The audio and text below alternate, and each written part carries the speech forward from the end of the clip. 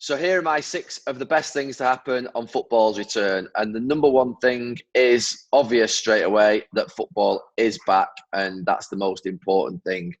Number 2, I'm going to say the crowd noise introduction is a must on the matches. That's been a good thing. In the first game against City Arsenal, we were told to trial out commentating with the crowd noise on and the crowd noise off. So the first 10 minutes I did it with the crowd noise off, um, and felt myself just sort of drifting off to sleep a little bit. Then I put the crowd noise on, and it's obviously like the effects are in your ear, so you almost have that constant noise. I actually think I've watched obviously games since at home with and without. It is a million times better with the crowd noise on. This idea that you've got background noise, you feel like there could be some fans there. It's very difficult commentating in the stadium in the 3 games I've done so far. I've done the Merseyside derby, which was 0-0. I've done the Manchester United game, which was 1-1, and obviously the Arsenal game towards the end was gone because the Arsenal City game, because Arsenal had a man sent off. And it is difficult to commentate on at times, in the sense that you're sort of in a ground that's just empty, it's vacuous, and you're just looking around you and you don't really feel anything. Whereas usually you've got the fans that are screaming at you and you can feel it all around you, the atmosphere. But actually, I think it's quite successful, the crowd noise at home, when you watch the game. I do think it gives you that feeling that there is a game going on where you've got sort of something happening. Whereas without the crowd noise, when I've watched games, it doesn't feel anything like the same. I watched a couple of the German games. I watched the playoffs, the League Two playoffs the other day. The how it works, I haven't got a clue. I think it's through EA, isn't it? And the sort of the system they use for that. But it is clever. Yeah, it is clever, and I think that it's definitely a welcome addition to what is obviously a unique time. We've never experienced anything like this in our lifetime. Yes. In the first game I watched, just seeing De Bruyne and Silva play football again is an absolute joy. So that's number 3. Number 4, I'm going to say the start that Brighton have had, particularly their victory over Arsenal. I'm going to go for the programme. I love the 6, 8 o'clock at night. I love the 12 to 4:30, 6:30, 8:30. I like the idea of the continuous football, the idea that you're able to watch every game. I do think that's been fantastic. And the last one I'm going to say was the introduction of Paul Pogba into the Manchester United Tottenham game in the second half of the night.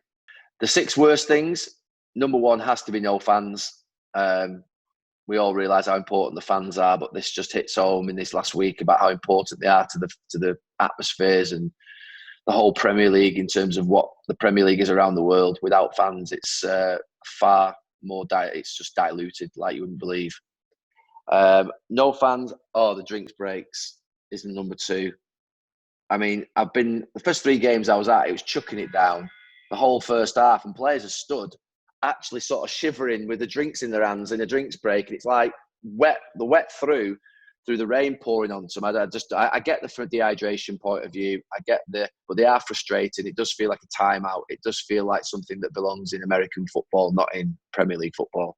The number 3 worst thing is the first halves of matches. They're very passive. Teams being a little bit cautious. Maybe it's fitness. Maybe it's no fans in the ground, but definitely have a sort of a friendly element to it. But usually the games get better when a goal goes in and a team becomes more desperate and urgent. So I would say first halves of matches have been disappointing. The next thing is the passive nature of the games, where teams haven't been pressing. The lack of pressing, the lack of pressurising is a big part of the Premier League, where you give the ball away and you go and win it back, and there's lots of sort of yo-yo games where it's back and forward. That's not been there. That's been one of the worst things for me. It's not the Premier League as we know it in terms of the speed of the game. Now, I think it's not just the fitness, because I think the players naturally are fit, but there is an element of, I think, just not quite being sharp and match fit. That's one element to it. I think the fans being in the stadium is another. And I think there is another element of almost like this sort of, it's quite unusual. It's quite warm in certain games, and the feeling that you're playing in pre-season, the feeling that you sort of don't have to maybe go that extra yard, and there's that urgency quite isn't there. So there's 3 things really. The lack of urgency, which comes naturally, I think, from the type of football that we're seeing, the fitness levels, and also the fans not being in the stadium. Because when I do think that a team goes behind, all of a sudden you see a level of urgency appear in a game that hasn't been there before, or a level of desperation. So the fitness levels we saw it at the Manchester United Tottenham game. It was quite passive for the first half, But second half, it became quite end-to-end, and the players towards the end of the game were playing actually at the highest tempo they had the whole match. So they could demonstrate that they can got more in them. It's just maybe that the fans would ordinarily get more out of them, or maybe an ordinary season doesn't feel like an ordinary season. It just feels like a sort of a pre-season where actually these games are massively important to Champions League spaces, relegation places, and obviously the title. Number 5, the goal line technology going AWOL, Villa versus Sheffield United. And number 6, Arsenal's defending has been woeful since the return. Well, Arsenal were defending well before the lockdown and actually had improved. And Mikel Arteta had got a far better shape to them.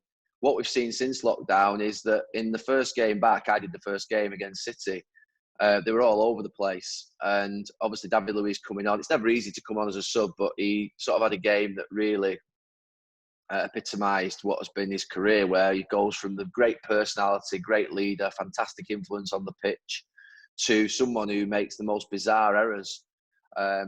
And he's rash, and it's something that's littered his career, and it obviously came back last week.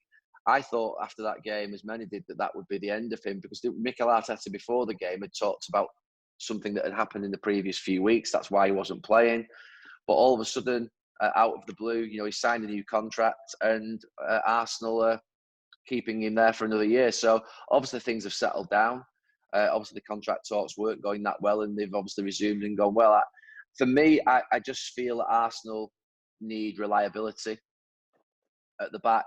They have needed that for some time. There's no doubt David Luiz's quality as a personality and a character, but I just feel they need reliability. And ultimately, I think you'll always feel like you've got a chance if you're an opposing team and he's playing. I think it'll form a big part of the opposition manager's team talks.